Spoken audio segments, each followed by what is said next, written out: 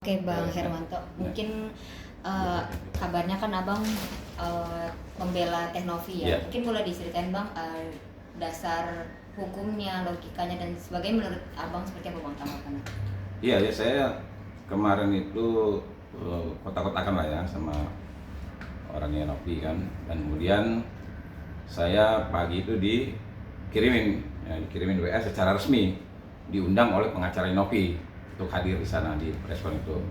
Tapi sebelum itu memang saya diajak meeting nih sama Novi dan timnya. Nah, akhirnya kita bincang-bincang. Akhirnya saya sempat ada tanya jawab sama Novi ya. Saya bilang gini sama Novi, karena sebelumnya dia mengatakan saya tidak benci sama Agus, kata dia. Saya maunya Agus itu tetap kita melakukan penyembuhan. Nah, kemudian dia menyebut juga ya kuasa hukumnya kan. Nah, akhirnya saya tanya sama Novi, saya bilang, kamu sama Agus masih kesel nggak? Dia bilang, saya tidak kesel Bang sama Agus, justru saya mau tetap melakukan penyembuhan terhadap Agus. Nah, di situ saya jadi semakin tertarik ya, ingin melakukan pembelaan terhadap dirinya kan. Tapi saya tanya lagi, nah terkait dengan kuasa hukumnya, ya memang dia katakan ya karena dengan serangan begitu luar biasa kan, apalagi RD Lau gitu kan, ya dia katakan ya kalau untuk satu itu ya saya masih ada rasa gimana kata dia. Nah jadi ya kalau seandainya sama Agus enggak, sama ini enggak, ya saya untuk apa saya di situ kan? Nah, berarti tidak ada pembelaan. Nah, sehingga menurut saya lihat Novi ini cukup luar biasa ya, artinya hatinya ketika dia sudah dilaporkan, dia tetap masih mau melakukan penyembuhan. Karena itu menurut dia memang sudah menjadi tanggung jawab dia. Artinya ketika saya komunikasi sama Novi, nah kemudian karena pada saat kita mau preskon itu waktunya sempit tuh. Saya meeting sama dia ada kira-kira 1 jam lah, kemudian kita langsung nyebrang ke depan ke rumah makan, kita mau preskon. Cuman situasi dan kondisinya sudah ya agak sedikit sempit tempatnya kan, nah, jadi agak berantakan. Jadi sehingga kita akan rencanakan lagi nih, akan meeting lagi sama Novi dan tim ya, untuk melakukan langkah-langkah apa saja yang akan kita lakukan nih setelah lihat reaksi dari Agus dan kuasa hukumnya. Kira-kira begitu. Nah untuk ini kan pro kontra juga ya Bang, Ya. maksudnya kayak beberapa pengacara mungkin ada yang setuju dengan tindakan Pak Agus, ada juga yang dekat Teknovi. Mungkin kalau dari Abang sendiri dan pengacara lainnya gitu, tim lainnya yang memihak kepada Teknovi ini ada ada dasar hukum atau ada upaya atau tindakan nggak Bang yang mungkin bisa diupayakan gitu? Iya begini ya, pro dan kontra itu memang hal yang biasa ya. Tetapi saya meyakini memang ada beberapa advokat yang senior yang artinya membela tindakan dari Agus ya. Tapi saya juga tidak melihat mereka 100% membela juga. Contoh kayak Bang Hotman, dia mengatakan itu sudah haknya Novi, tapi dia mengakui juga tindakan penggunaannya salah. Artinya secara moral tidak teruji. Nah, kalau sudah tindakan tidak teruji, ini berpotensi melanggar hukum.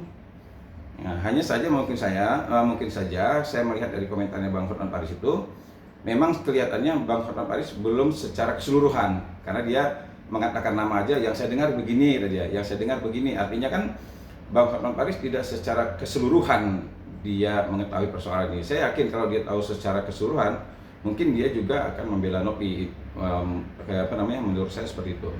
Nah, terkait apa yang sudah terjadi yang dialami oleh Novi, saya juga meyakini kan, saya sejak awal meyakini dan mengambil kesimpulan bahwa uang donasi tersebut ya, yang pertama bukanlah milik Agus 100%. Kenapa? Karena ada persyaratan yang melekat terhadap penggunaan uang tersebut. Itu satu. Yang kedua, nah sekarang uang itu sudah berada di yayasan. Ya, jadi kita luruskan dulu nih, bukan uang itu berada di tangan Novi, berada di yayasan. Kenapa berada di yayasan? Karena ada yayasan adalah orang yang membantu open donasi. Nah, ketika open donasi ini sudah dilaksanakan, ternyata ada uang yang masuk ke rekening Agus ya. Nah, kemudian Novi selaku ketua yayasan berhak dong melihat mutasi. Sebelumnya Novi sempat mempertanyakan uang tersebut. Nah, ternyata katanya menyampaikan ada 500, hanya beda 1 hari, ternyata 1,5 miliar. Nah, ada kecurigaan. Begitu dimutasi, ternyata benar ada aliran dana yang lari ke apa siapa itu Wawa katanya 98 juta, ada yang 50 juta, ada yang 210 juta. Nah ini kan artinya penyalahgunaan uang donasi, nah, sehingga timbul permasalahan. Nah kemudian Agus melaporkan, nah, bahkan ada 2 laporan. Nah saya melihatnya kedua laporan ini menurut saya ini tidak memenuhi unsur. Kenapa? Karena Novi selaku ketua yayasan memiliki hak menguasai uang tersebut. Nah, cuma ya ini sekali lagi nih, lagi-lagi saya menyatakan bahwa Novi ini luar biasa ya, luar biasa. Sudah terlihat ya dari seorang pramugari ya, dia melepaskan pramugarinya kemudian menjadi pekerja penggiat sosial, penggiat kemanusiaan. Artinya kalau hatinya tidak tergerak dengan kemanusiaan dan dengan apa namanya ini sifat-sifat yang sosial yang dimilikinya, tidak mungkin Novi ini meninggalkan pramugarinya. Nah ini bisa dibuktikan ya ketika dia sudah dilaporkan sama Agus, bahkan 2 laporan loh ya, dilaporkan ke polisi, tapi masih sekali lagi dia mengatakan saya akan berupaya melakukan penyembuhan terhadap Agus. Nah, artinya memang dia melihat situasi dan kondisi Agus memang perlu penyembuhan ya. Namun saya tanya sama dia, apakah ada niat melaporkan Agus? Dia katakan tidak. Nah inilah menurut saya memang dia sudah tergerak hatinya untuk melakukan kegiatan sosial dan kemanusiaan. Nah adapun yang lain-lainnya, nah ini sedang kita pikirkan. Kemarin kita sudah diskusi, ya kemungkinan besar kalau seandainya ini semakin panas, kemungkinan besar kita juga akan melakukan upaya hukum juga gitu terhadap kuasa hukumnya. Nah tadi kan abang sempat bilang dari Pak Agus dan Teh Novi ada persyaratan tertentu gitu. Tapi itu sendiri dibenarkan nggak sama Teh Novi? Atau mungkin ada tertulisnya nggak bang? Mungkin sebelum donasi ini ada. Gitu. Oh gini. Seperti apa bang? Sebenarnya gini ya. Ya benar gini. Kalau kita bicara secara tertulis tentu tidak ada ya. Tetapi ya yang namanya yayasan, kegiatan sosial, kemanusiaan itu sebenarnya tidak perlu lagi kita katakan. Sama aja umpamanya kita pergi ke rumah sakit. Apakah kamu mau datang ke rumah sakit mau berobat? Ya. Masa kita mau ke rumah sakit mau potong rambut? Ya kan nggak mungkin dong. Nah, atau umpamanya ketika kita dibantu sama yayasan ya, untuk apa uang itu? Apalagi kan video itu ya sudah menunjukkan apa namanya ya, samalah ketika Agus sedih banget. Itu kan pada saat itu dia akan memohon bantuan. Kenapa? Terkait dengan pengobatan matanya. Dan juga ada kalau katanya kalau saya menggunakan BPJS ya pelayanannya seperti ini. Ya pengennya cepat. Nah, makanya diupayakan biar tidak menggunakan BPJS dan biar cepat pakai umum. Nah, caranya seperti apa? Ini perlu donasi. Ini kan awal-awalnya seperti itu nih. Jadi gini, kalau menurut saya secara hukum ada perjanjian tertulis, ada perjanjian tidak tertulis.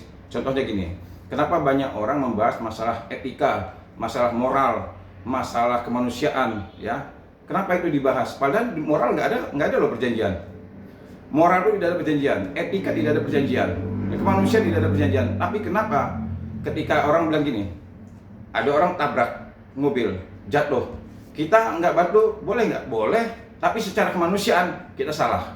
Apakah ada perjanjian tertulis bahwa kalau seandainya ada orang kecelakaan kita wajib bantu? Nggak ada tertulis. Tetapi secara moral dan etika kemanusiaan itu diatur dari dalam diri kita. Ya, jadi undang-undang itu yang mengatur dan memaksa kita dari luar. Ya, dengan sengaja barang siapa dengan sengaja begini-begini itu undang-undang. Tetapi kalau bicara etika itu yang mengatur dari dalam, dari hati kita. Kalau seandainya ada orang datang ke rumah kita, kita memiliki uang, orang minta bantuan, secara etika, kalau kita punya uang, kita bantu. Secara moral kita bantu, secara kemanusiaan kita bantu. Apakah ada perjanjian di situ? Nggak ada. Nah, jadi harus dipahami juga bahwa tidak harus ada perjanjian. Ya. Ketika memang ada suatu budaya, ada suatu adat istiadat yang memang diakui di suatu wilayah itu, maka itu sudah wajib diikuti. Ya, contohnya di Bali, ada ketika nyepi, ada begitu, itu nggak ada perjanjian, tidak ada perjanjian kalau nyepi wajib masih nggak ada, tapi diakui di suatu wilayah. Nah ini yang harus dipahami oleh Agus ya dan keluarganya dan orang sekitarnya. tidak perlu perjanjian, tetapi ya ada peraturan di suatu wilayah, daerah, dan suatu negara yang tidak tertulis namun harus ditaati. Oke. Bang, untuk pencatutan rekening Pak Agus ini kan tercantumnya itu kalau nggak salah di podcastnya Bang Densu. Ya. Nah, dari pihak Pak Agus ini mungkin mempertanyakan karena hal itu masuknya ke rekening Pak Agus ya, dan maksudnya dari Teknovi mungkin ada pembelaan atau statement tersendiri nggak Bang untuk hal itu, karena kan maksudnya bukan untuk ke rekening yayasan Ya. atau mungkin sudah pernah ke rekening yayasan, seperti apa Bang? Ya gini, kemarin juga saya udah mendengar penjelasan Nopi kan. Ya. Waktu dia ngontak Denny Sumargo kan minta rekeningnya yayasan. Tetapi dari Agus dan keluarganya minta rekening dia dimasukin. Nah, akhirnya dimasukin lah 2 rekening kan. Nah, tetapi di sini sebenarnya bukan permasalahan ini masuk rekening Agus, jadi milik Agus. Kalau masuk rekening, nah sekarang pertanyaan kalau masuk rekening yayasan, memang milik yayasan, milik Agus kan? Untuk ini apa? Untuk pengobatan kan? Jadi kedua rekening itu hanya pilihan, boleh di sini, boleh di sini. Tetapi kegunaannya tidak ada perbedaan. Masuk rekening yayasan penggunaannya untuk pengobatan, masuk rekening Agus penggunaannya untuk pengobatan. Bukan berarti ini kan masuk rekening Agus. Ya, jadi digunakan untuk sesukanya Agus. Kalau masuk rekening yayasan digunakan untuk Agus, bukan begitu. Jadi gini ya, kita jangan mempolitisir hal yang sudah sepatutnya dilaksanakan. Ya, kalau kita ini mau mempolitisir masalah undang-undang dan lain sebagainya, semua bisa. Nggak cocok pakai ini, pakai alasan ini. Nggak cocok pasal ini, pakai pasal ini. Tetapi sekali lagi, ya, kita harus membangun kepercayaan berdasarkan kejujuran. Seluruh Indonesia ini sudah tahu bahwa uang donasi ini digunakan untuk apa. Sekarang seharusnya Agus gini ya, menurut saya Agus dan keluarganya ini ya, termasuk pengacara juga, harusnya introspeksi dan ya bisa menempatkan diri sesuai porsinya. Kalau seandainya hitungan beberapa dalam waktu yang singkat Agus bisa mendapatkan donasi 1,5 miliar, Agus harus tahu dan paham ya bahwa simpati masyarakat yang mendonasi ini luar biasa besar. Sekarang kenapa simpati masyarakat luar biasa tidak berbalik 180 derajat? Sampai sekarang yang kalimat-kalimat Agus sedih banget itu sudah dijadikan canda-candaan. Harusnya Agus dan keluarganya ini bisa introspeksi. Kenapa berbalik 180 derajat? Yang tadinya orang bersimpati sama dia, yang dalam hitungan waktu yang tidak terlalu lama terkumpul uang sampai 1 miliar lebih, sekarang ya dalam kondisi Agus seperti itu, yang kata Pak Has selalu mengatakan ini melawan orang buta, ini melawan orang buta, benar. Tapi permasalahannya kenapa sampai orang buta ini justru diserang? Harusnya bisa introspeksi diri. Saya juga sebenarnya nggak tega, ya, nggak tega. Tetapi permasalahannya, bayangkan dalam situasi dan kondisi seperti ini, apa sikap dan Agus menghadapi persoalan ini? Menurut saya, dia tidak bisa menyesuaikan dengan situasi dan kondisi dia. Sekarang, kalau memang Pak Arhad menyadari bahwa ini orang buta, ngapain tenteng ke polisi? Ngapain orang buta diajak masuk ya di arena hukum? Nah, sebenarnya yang harusnya menyadarkan diri itu kita atau dia? Masa orang seperti saya nggak tega loh kalau saya membawa klien saya ya, tidak bisa melihat ya, bawa teteng ke Polda buat laporan, kalau saya nggak tega saya. Oke. Berhubung dengan Bang Farhad ya tadi Bang ceritakan, ini kan Bang Farhad sempat nyebut ya kalau nggak mau temenan lah mungkin sama Bang Herwanto, mungkin secara personal atau sesama advokat gitu.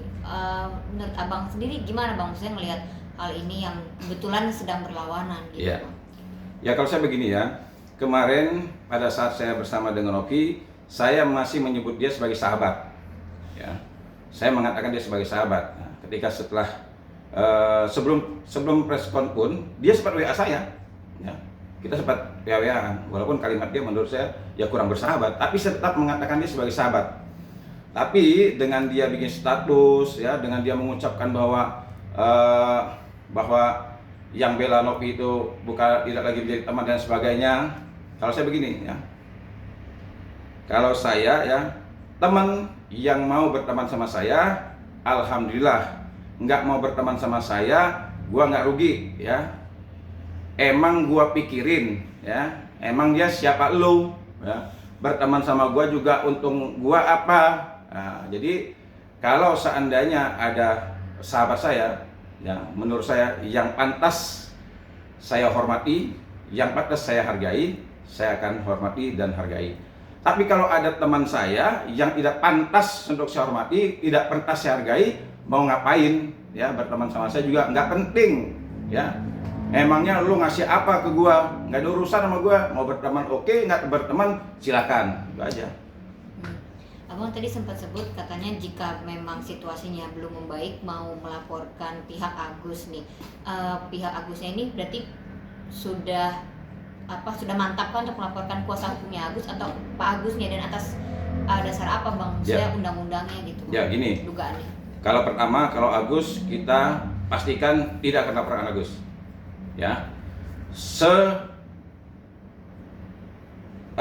Sekencang-kencangnya Agus menyerang Nopi, saya ya sebagai lawyer dan Nopi juga ya, sebagai penggiat sosial sudah menyatakan, dan kami sudah menyatakan ramai-ramai, kami tidak akan melaporkan Agus untuk sementara ini. Kenapa? Melihat kondisinya ya. Melihat kondisi Agus tidak layak dia berhadapan dengan permasalahan hukum ya untuk saat ini. Dan ya banyak sekali kami menerima pesan, banyak sekali ya, bukan hanya saya, tim dan grupnya Nopi banyak sekali menerima pesan untuk ya untuk melaporkan ya, kuasa hukumnya Agus gitu. Kenapa? Karena serangannya luar biasa.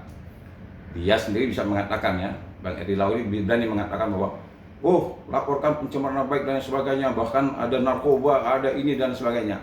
Harusnya dia sadar ini yang namanya pencemaran nama baik. Bahaya ya, pencemaran nama baik. Dia cerita, saya bingung ya. Ini sahabat saya juga nih. Sahabat saya juga di laut.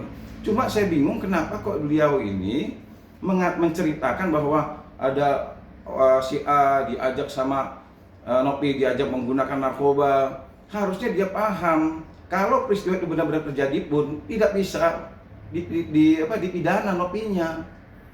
Terus dia katanya mau kirim surat ke BNN. Andai kata kirim surat ke BNN pun ya, terus BNN punya hak apa mau tes urinnya dia? Jadi kalau seandainya seseorang itu mau dilakukan tes urin, ada dulu kecurigaannya apa?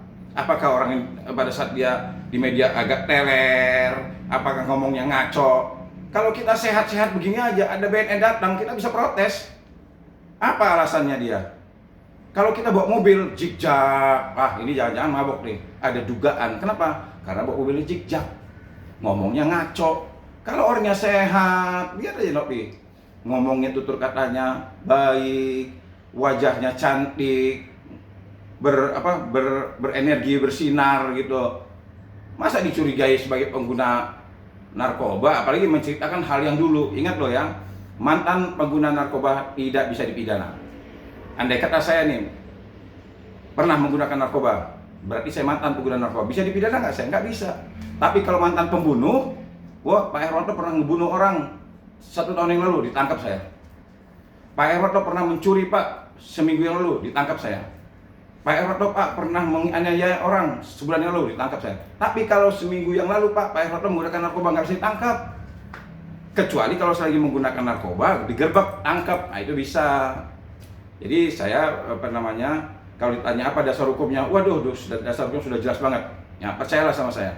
Kalau nanti kami ya sampai mengambil keputusan dan menyimpulkan harus melakukan tindakan hukum terkait dengan pencemaran nama baik ya, yang sudah nyata-nyata bisa kita nilai, semua orang tahu, bahkan menjadi geger. Ini ya berpotensi ya sahabat saya ini akan menghadapi permasalahan hukum yang sangat serius. Ya, apalagi dia sudah menantang-nantang kalau seandainya tidak bisa memenjarakan Nopi, saya akan berhenti jadi pengacara. Nah, yang saya sayangkan itu ngapain? Makanya kemarin saya juga mengatakan saya imbangi tantangannya. Kalau dia mampu menjarakan Nopi ya terkait dengan perkara narkoba, saya berhenti jadi pengacara. saya pertaruhkan reputasi hukum, reputasi saya di dalam dunia hukum. Nah, harusnya jangan begitu. Harusnya yang elok-elok saja sesuai dengan kapasitas dia sebagai pengacara, dan seorang pengacara itu dituntut bersikap dan perilaku yang baik, yang mampu menunjukkan pemikirannya dalam menentukan keputusan itu yang baik dan benar. Kasih nasihat klien kita yang baik. Klien kita ini sedang butuh penyembuhan. Ya ngapain kita melebar-lebar gitu. Untuk kepada Bang Farhan sendiri mungkin ada langkah hukum yang bisa diupayakan nggak Bang dari pihak Teknovi sendiri, atau seperti apa Bang? Kalau Farhan justru malah saya melihat saya masih melihat Farhan walaupun sekeras-keras dia ngomong, dia masih ada inilah ya untuk kali ini. Untuk kali ini antara Farhan dan RD Lau ini berbeda nih. Justru RD Lau yang menurut saya ini offset nih. RD Lau ini offset. Kalau seandainya Farhan saya melihat ya sekenceng-kencengnya dia saya lihat masih oke lah. Walaupun dia sempat menyinggung teman-temannya gitu kan ya. Itu menurut saya secara hukum dia masih oke lah ya. Saya harus objektif menilai ya. Tapi RD Lau sudah offset dia. Luar biasa offsetnya nih. Oke Bang, mungkin soal petisi Bang. Kalau petisi kan ini banyak yang mempertanyakan gitu ya. Misalnya Teknovi juga nge-share di akunnya yang mungkin itu juga bukan buatan Teknovi, petisi untuk mengembalikan uangnya Pak Agus. Seperti apa Bang menurut Bang? Kemarin saya juga ngobrol sama ada salah satu donatur kan. Dan donatur itu memang sudah menyatakan bahwa dia juga tidak mau kalau uang itu digunakan untuk di luar daripada tujuan penyembuhan. Nah kalau petisi ini dibuat, saya setuju, nggak masalah. Gini loh, memang di dalam ajaran agama kita ya, kalau seandainya kita sudah melakukan sedekah, donasi, bantuan sosial, bantuan kemanusiaan, mau uang itu digunakan untuk apa, amalnya pasti dapat. Tapi permasalahannya, nah ini belum selesai kegiatan sosialnya, belum selesai kegiatan kemanusiaannya, masih dalam perjalanan, ketahuan ternyata penggunaan uangnya tidak digunakan untuk penyembuhan. Nah kalau seandainya kita mengetahui ya bahwa uang yang kita sumbangkan ini ternyata tidak digunakan untuk penyembuhan, ternyata digunakan untuk apalagi bayar utang dan sebagainya, dan penyumbangnya harus bisa mencegah. Kenapa kalau seandainya saya ini ngasih uang orang, nih saya kasih ini buat makan, tiba-tiba orang yang mau makan, enggak, saya mau beli narkoba, dan kita tidak mengambil uang itu. Ketika dia bermasalah, kita bermasalah juga, karena kita tahu bahwa digunakan tidak benar. Nah sekarang saya mendorong silakan buat petisi. Kenapa? Kalian mencegah agar uang ini tidak digunakan di luar daripada pengobatan. Nah, jadi boleh, bagus aja. Bahkan saya kemarin memberikan masukan kepada Nopi sebagai ketua yayasan, andai kata petisi dibuat dan mereka sepakat bahwa uang ini tetap dikelola oleh yayasan, karena yayasan tuh dia punya kewajiban mengelola. Kelolanya digunakan untuk apa itu terserah yayasan, sepanjang si donatur ini memberikan pernyataan kepada Novi bahwa mereka mencabut kembali donasinya dan diserahkan ke yayasan untuk dikelola yang tepat guna. Saya setuju. Petisi saya setuju. Terakhir Bang, ini kan berhubung uangnya uang semua donasi untuk Pak Agus kan udah dikembalikan nih ke rekening yayasan gitu. Sebenarnya mungkin dari Teknovi ini pengennya gimana Bang, harapannya dan maksudnya ekspektasinya bagusnya itu ini gimana? Harapan harapan Novi tetap, dia sudah mengatakan kemarin juga ya, malah kan dia ada kemarin tadi saya nonton di TV juga, dia mengatakan Agus cepat sembuh ya, Agus cepat sembuh. Nah mudah-mudahan ya apa yang dikatakan oleh Nopi ini didengar oleh Agus. Nopi tetap menginginkan penyembuhan mata Agus. Kalau seandainya dia diminta terkait dengan penyembuhan, dia masih bersedia. Nah, tapi sekali lagi nih, saya sendiri secara pribadi menyarankan kepada Nopi, saya menyampaikan kepada Nopi ya, bantu orang yang mau dibantu. Sekarang begini ya, saya kasih contoh begini. Kalau Nopi berada di pinggir jurang ingin menyelamatkan orang yang sudah hampir jatuh ke jurang, tangan Agus harus Nopi pegang. Tapi ingat, kalau orang yang mau dibantu dia pasti akan naik ke atas ya. Tapi kalau seandainya ya tangan Nopi justru ditarik ke jurang, lepasin. Ya. Nopi benar mau membantu orang ya yang sedang butuh bantuan. Tapi orang yang butuh bantuan ini harus benar-benar menunjukkan bahwa dia mau dibantu. Jangan sampai orang yang dibantu ini justru menarik Nopi ke dalam jurang. Ya. Kalau seandainya orang yang mau dibantu ini menarik dalam jurang, lepasin tangannya. Nah, ini saran saya begitu. Bang, tapi ini dari sosmednya Teknovi sendiri masih membagikan link petisi. Itu menurut Abang gimana? Iya, nggak apa-apa. Karena biar masyarakat tahu bahwa petisi menginginkan seperti ini. Saya juga kemarin menyarankan sama Nopi seperti itu.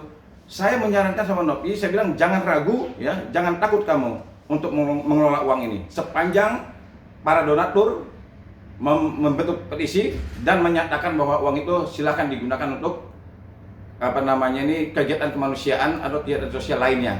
Kenapa? Yang pertama, Agus secara tegas menyatakan tidak butuh uang. Yang dia butuhkan sekarang, yang dipertaruhkan adalah harga diri. Itu sudah diketahui oleh banyak orang. Agus katanya mengatakan bahwa tidak butuh uang lagi. Dia menaruh harga dirinya di atas segala-galanya. Satu. Yang kedua, Pak Harap juga sudah tidak ini lagi kok. Uang sudah dapat Nopi katanya. Dia tidak mempermasalahkan lagi kan. Jadi begini, sebenarnya kalau masalah uang menurut saya tidak perlu dibahas lagi. Yang pertama, Agus secara tegas berulang-ulang kali mengatakan bahwa uang sudah tidak jadi masalah buat dia. Karena harga dirilah yang sekarang jadi permasalahan. Nah, jadi artinya orang sudah tidak mempermasalahkan lagi. Jadi kalau seandainya ada orang mempermasalahkan duit lagi, salah. Ya. Bahkan menurut saya tegaskan, silakan Nopi tetap petisi dijalankan agar apa?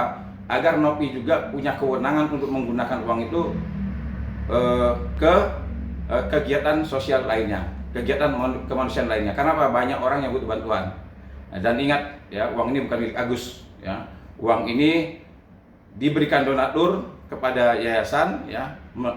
Agus melalui yayasan. Nah, sekarang sudah ada di yayasan lagi untuk dikelola dengan kegiatan kemanusiaan. Satu lagi Bang, terakhir ya. Untuk penegasan aja, ya. Artinya kalau dari keluarga Agus masih meminta dari donasi program untuk Agus untuk pengobatan masih akan diberikan oleh Teknovi?